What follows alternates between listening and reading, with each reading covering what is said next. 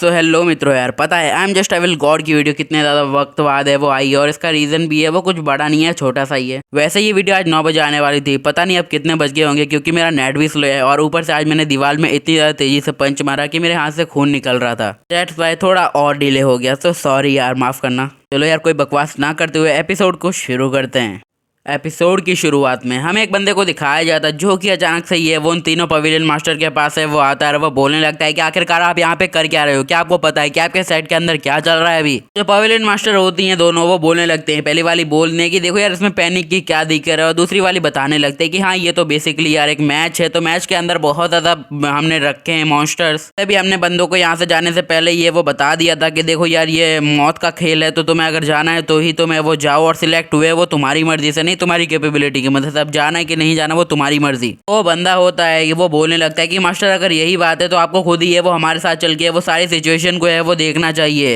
ये होती है वो काफी ज्यादा ये वो खुश हो जाती है। वो बोलने लगती है कि अच्छा ठीक है यार, मेरा प्लान है वो फिर से काम कर गया। जैसे कि मुझे पता था कि क्या होने वाला है, मैंने कुछ झुंड के अंदर अपने कुछ बंदे है वो मिला दिए थे, और इतनी उम्मीद तो मुझे हो गई है ये जुआन यानी कि जो हमारा ट्यांग मिंग है वो अभी तक है वो मर चुका होगा, और ये वो सबसे ज्यादा है वो खुशी की बात है। इसी के साथ वो तीनों की तीनों पवेलियन मास्टर होती हैं उस जगह पे जाने के लिए वो निकल पड़ती हैं। जैसे ही वो जगह पे पहुंचती हैं जहाँ पे हर टीम के मेंबर के नाम लिखे होते हैं और कितने टीम में कितने स्क्वाड हैं, हम जैसे ही वहाँ पे देखते हैं तो हमें पता चलता है कि वहाँ पे जितने भी ड्रैगन मतलब डिवाइन ड्रैगन कल्ट के बंदे वो होते हैं वो सारे मर चुके हैं। तो शी होती है, वो बोलती है आखिरकार ये कैसे हो सकता है कि ब्लैक ड्रैगन गोल्ड कल्ट के सारे बंदे हैं वो मर गए और जो बंदा होता है उसके बिना का वो जिंदा है अभी तक। शी होती है वो बोलने लगती है कि क्या हो सकता है कि ये जुआन यानी ट्यांग मिंग ने मेरा प्लान है वो सबसे पहले ये वो समझ लिया होगा, इसी वजह से उसने मेरे सारे बंदों को ये वो हरा दिया। बट ये पॉसिबल है वो नहीं हो सकता है, क्योंकि वो एक अकेला था। मैंने वहां पे जितने भी अपने बंदों को भेजा था उनकी रिलम भी है वो उससे काफी ज्यादा ये अपर थी, इसी वजह से उसका अकेले उन सबको मारना ये नामुमकिन है हो सकता है। इसी के साथ है वो बताने लगते हैं कि ऐसा हो सकता है जब उस लड़की ने यानी पवेलियन मास्टर ने वो जब उसे चेक किया था और हमारे सेट की टेक्निक है वो यूज की थी, बट वो पता नहीं कैसे भी करके वो चीज को देखने में वो असफल है वो हो गया, और हमसे उसने अपनी सारी बातें है वो छुपा ली। अब देखो हायर चांस ये बन जाते हैं कि यहाँ पे जो भी हमारा ट्यांग मिंग है उसने एकदम है वो कांड है वो कर दिया होता है। वो बोलती कि शायद कुछ हंटिंग टीम के मेंबर भी अब उसके साथ है वो मिल चुके हैं, हो सकता है अब ज्यादा बड़ा खतरा है वो आने वाला है, और वो सब भी अगर हेवनली डिजायर्ड पवेलियन टेक्निक को है वो इस्तेमाल है वो कर सकते हैं। तो भैया बहुत ज्यादा बड़ा लफड़ा होने वाला है। लोगों को भ्रमित करना उन लोगों के लिए अब एकदम नॉर्मल सी बात है वो होने वाली, और उन सभी बंदों को एक साथ हराना बहुत ज्यादा मुश्किल है वो होगा। लियू होती है वो बोलने लगती है कि पवेलियन मास्टर यंग, मैं आपसे बोलना चाहती हूँ कि कृपया करके आप अभी जो सिलेक्शन है वो एकदम है वो रुकवा दीजिए, अभी इसका कोई फायदा है वो नहीं होने वाला है, ऊपर से प्रॉब्लम क्रिएट है वो होंगी अलग। तो मास्टर सिंह होती है वो बोलने लगते हैं कि पवेलियन मास्टर ली आपको क्या हो रहा है, मतलब आप इतने ज्यादा है वो फ्रस्ट्रेटेड है वो क्यों लग रहे हो, कुछ हुआ है क्या, कुछ लफड़ा वफड़ा, वैसे तो आप बहुत बड़ी लफड़ेबाज हो। इसी के साथ वो भी होती है वो बोलने लगती है कि देखो ये इंसिडेंट है वो काफी ज्यादा ये वो बड़ा है वो बन चुका है, सबसे पहले हमें सारे मतलब जो डिसाइपल उनको इन्फॉर्म है वो करना पड़ेगा, हालात है उन्हें संभालने के लिए हमें अपने पर्सनल बंदों को वहाँ पे भेजना पड़ेगा जिससे सबका है वो पता लगाया जा सके कि आखिर वहाँ पे क्या सिचुएशन चल रही है। इनमें हमें ट्यांग मिंग को दिखाया जाता है जो कि फॉरेस्ट के अंदर उन सभी के वो कह के बजा रहा होता है और अपने सेवर के साथ और जो डैगर के साथ कर रहा होता है, मजा आ जाता है। फिर से जो उसके स्केलेटन होते हैं वो भी खाने को यानी लड़कियों को बहुत एंजॉय कर रहे होते हैं। पता चलता है कि ट्यांग मिंग का जो बिग बन होता है वो होता है समन है वो टेम्परेरीली है वो होता है, क्योंकि उसकी जो पावर है वो बहुत ज्यादा है, उसे समन करने के लिए भी पावर की आवश्यकता है वो होती है। तो हाँ वो 4 मिनट के लिए ब्रेक पे वो चला गया, तो ट्यांग मिंग भी होता है वो बोलता है कि अच्छा भाई तो अभी फिलहाल के लिए चला जा, फिर वापस बाद में वो आ जाना, फिर हम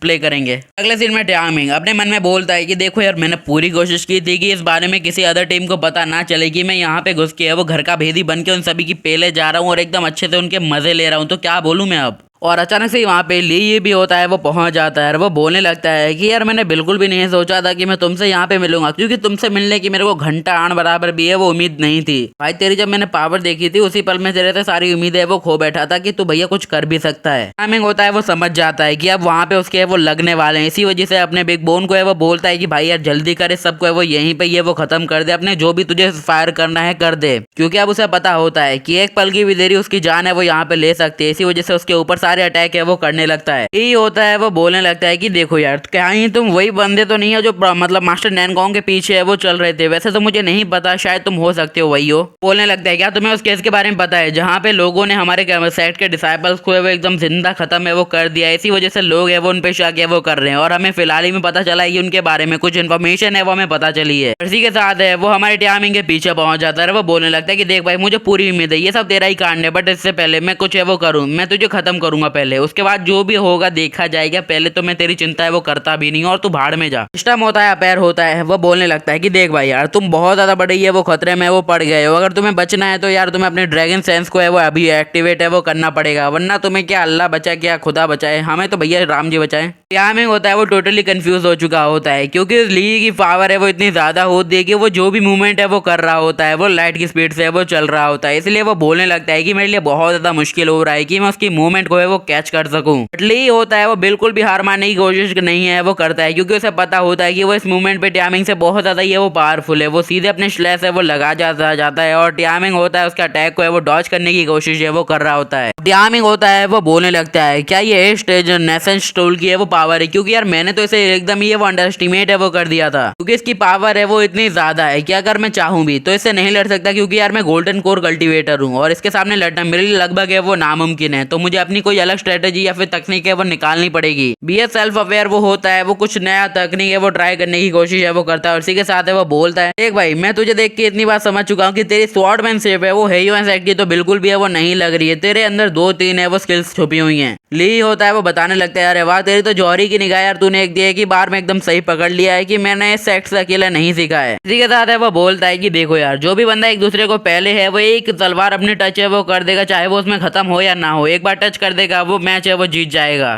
टाइमिंग की है वो उसकी पावर बहुत ज्यादा कम होती है, वो बोलने लगता है कि मुझे यहाँ से कैसे भी करके वो भागना पड़ेगा वरना ली ये होता है वो मुझे जिंदा नहीं छोड़ेगा। तभी उसको ये पता चलता है कि अगर वो यहाँ से भागा तो पूरा सस्पेक्ट होता है वो उसी के ऊपर जाएगा, क्योंकि ये टाइमिंग भाग रहा है इसका मतलब है वो कुछ छुपा रहा है। अगर वो ऐसा करता है तो उसका जो मास्टर प्लान है हेयुएन सेक्ट को एकदम मिटाने का वो एकदम वो खत्म हो जाएगा, उसका कुछ बचेगा ही नहीं फिर। बट ली होता है वो इस मूवमेंट पे उसकी कह के वो ले रहा होता है, उसके ऊपर एकदम बरसाया जा रहा होता है एकदम खतरनाक, बट टाइमिंग भी होता है वो कहाँ पीछे हटता है भैया, एकदम पहले वो हो जाता है और वो इससे बचने लगता है और बोलने लगता है मुझे इसे हराने का नतीजा या फिर तरीका ढूंढना पड़ेगा। इसी के साथ टाइमिंग होता है वो अपनी ड्रैगन सेंस लेवल 3 एक्टिवेट है वो कर लेता है और उसके ऊपर अटैक करने के लिए वो बढ़ने लगता है, बट जो ली होता है वो उसके अटैक को अपनी एक अटैक से वो काट देता है, खत्म कर देता है। हाँ ये मेरे लिए भी शॉकिंग बात है क्योंकि अभी टाइमिंग इस अटैक से बहुतों को हरा चुका है बट इस बंदे को नहीं हरा पा रहा। चलो छोड़ो यार, वो बोलने लगता है कि भाई कैसा लगा मेरा अटैक। टाइमिंग होता है वो बोलने लगता है कि मैंने तो इसके ऊपर 200x है वो ड्रग की पावर है वो यूज की थी जिससे मैं इसे नशे में ला के इसकी कह के वो ले सकूं, बट इसके ऊपर रत्ती भर भी उस चीज का है वो फर्क है वो नहीं पड़ा है। मे भी मुझे ये लगता है कि ये बंदा पहले से ही हमारी पूरी स्ट्रेटेजी है वो समझ चुका है कि मैं क्या कर सकता हूँ और मैं कौन हूँ। ली होता है वो अपनी स्वॉर्ड को आसमान में वो उठाता है, वो बोलने लगता है कि तुमने जो हमारे बंदों के साथ किया था उसकी सजा तो मैं तुम्हें देके रहूंगा, और वो बोलता है कि ये लो तुम्हारा इनाम। तो टाइमिंग बोलता है क्या मैं मरने वाला हूँ, देखो मेरी बात सुनो यार हंसना मत। टाइमिंग होता है वो बोलता है अरे भाई